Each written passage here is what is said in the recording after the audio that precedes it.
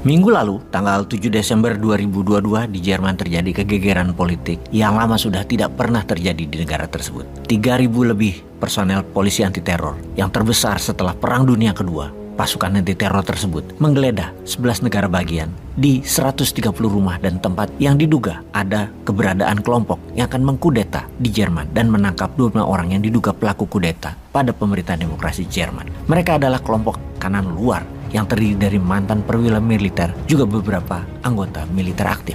Rencana kudeta kelompok aliran kanan luar partai AfD juga mendukung yang digagalkan tersebut dengan sebuah operasi besar-besaran oleh polisi dan tentara Jerman juga sampai ke wilayah Italia dan Austria untuk menangkap para tersangka. Sponsor dari gerakan ini adalah seorang pengusaha dari Frankfurt dengan kode panggilan pangeran atau prince. Salah satu pendukungnya adalah partai AfD. Partai AfD yang artinya Partai Alternatif untuk Jerman atau Alternative für Deutschland adalah partai politik Jerman yang berideologi populisme sayap kanan. Partai ini didirikan pada bulan April 2013.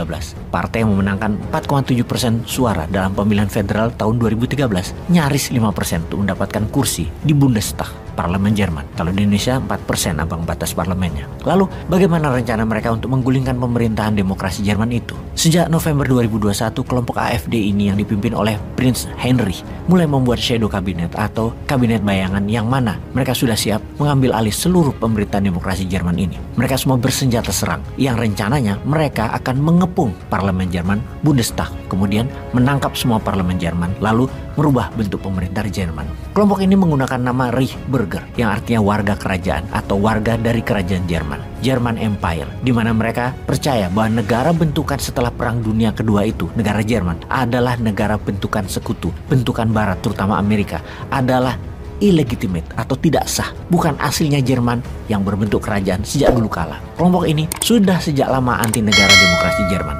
Mereka tidak membayar pajak, melawan di banyak hal yang mereka anggap kebijakan negara Jerman adalah pro-Amerika, tidak menguntungkan rakyat Jerman. Kelompok Reichsbürger ini kira-kira berjumlah 25-50 ribuan orang Jerman yang percaya akan kerajaan dan anti negara bentukan Amerika dan sekutu para negara pemenang Perang Dunia Kedua tersebut. Kelompok ini sangat bisa dimengerti, di mana menganggap pemerintah Jerman sangat diikat oleh tekanan hegemoni Amerika, di mana mereka menjadi tidak berdaulat. Bahkan pangkalan militer Amerika dan NATO di Jerman adalah terbanyak pangkalan militernya. Ada 13 titik pangkalan militer Amerika dan NATO di Jerman. Kedua terbanyak adalah Italia, ada 6. Yang lainnya pangkalan NATO dan pangkalan Amerika ya hanya 1. Kegeraman warga Reichsbürger ini, kalau kita misalkan Indonesia, adalah betapa pemerintah Indonesia misalnya ya, sudah 7 presiden, ternyata difahami atau disepakati tidak membuat rakyat sejahtera dan malahan menjual kekayaan alam Nusantara, sehingga para sultan Nusantara rapat lalu meminta presiden melakukan dekret presiden, membubarkan DPR dan merubah konstitusi Undang-Undang 45 menjadi bagian dari kerajaan Nusantara. Atau kalau dirincikan, karena merasa tidak amanah pejabat sekarang, maka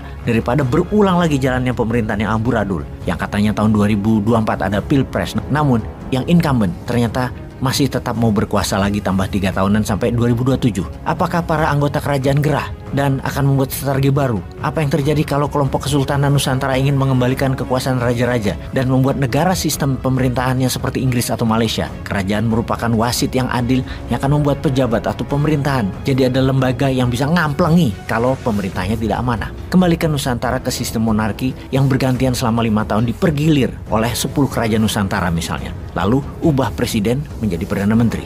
Hal ini mungkin dilakukan namun tidak sekasar seperti Jerman saat ini. Para raja-raja Nusantara lebih anggun karena punya latar belakang sejarah. Mengapa?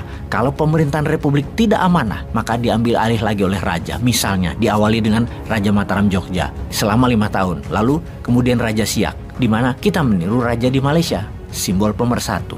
Indonesia punya alasan sejarahnya untuk hal ini bisa dilakukan. Kita menengok sejarah sebentar, kembali ke zaman kemerdekaan Indonesia yang baru lahir. Rekam jejak Sultan Hamengkubuwono ke-9 atau HB9 sebagai seorang pemimpin sekaligus Raja Keraton Jogja menjadi suri tauladan yang tak lekang oleh zaman. Ini ceritanya. Kita semua tahu ketika awal Indonesia baru menyatakan kemerdekaannya, Pak Karno bertanya pada Hamengkubuwono ke-9 dengan pertanyaan, Jogja bagaimana sih Nuwun? Maka pilihan waktu itu ada 2. HB9 jadi Raja Indonesia, Soekarno jadi Perdana Menteri seperti Inggris. Namun Hamengkubuwono IX mengatakan Jogja ikut NKRI alias Jogja hanya bagian dari Provinsi Indonesia. Di awal berdirinya negara Indonesia, April 1946, Jogja adalah ibu kota Indonesia. Hingga tahun 1949, Hamengkubuwono kemudian mengusulkan kembalinya ibu kota ke Jakarta. Pak Karno pun berkata, Jakarta dan Indonesia tidak punya uang untuk mengelola jalannya pemerintahan. Maka 6.500.000 gulden Belanda diserahkan Yogyakarta kepada Soekarno di hadapan para menteri kabinet Soekarno waktu itu. Dan ketika peristiwa itu terjadi, semua orang yang hadir menitikkan air mata kagum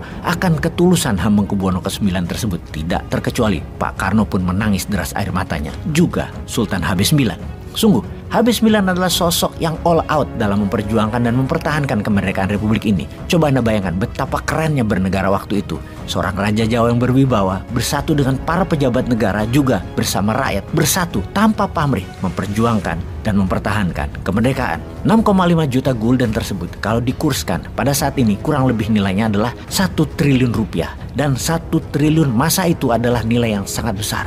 Kemudian satu lagi pejuang kemerdekaan yang membantu ekonomi negara NKRI yang baru lahir yaitu Sultan Syarif Qasim II menyerahkan 13 juta gulden atau setara 2 triliun rupiah masa itu. Juga ikhlas membantu keuangan negara yang buat Indonesia menjadi besar seperti saat ini. Bisa dibayangkan apakah para raja tersebut geram kalau melihat apa yang telah dilakukan selama beberapa pemerintahan selama ini yang belum membuat negara Indonesia makmur. Bayangkan kalau mereka meminta kembali uang mereka yang kalau uang itu sekarang dihitung nilainya adalah 3.000 triliun.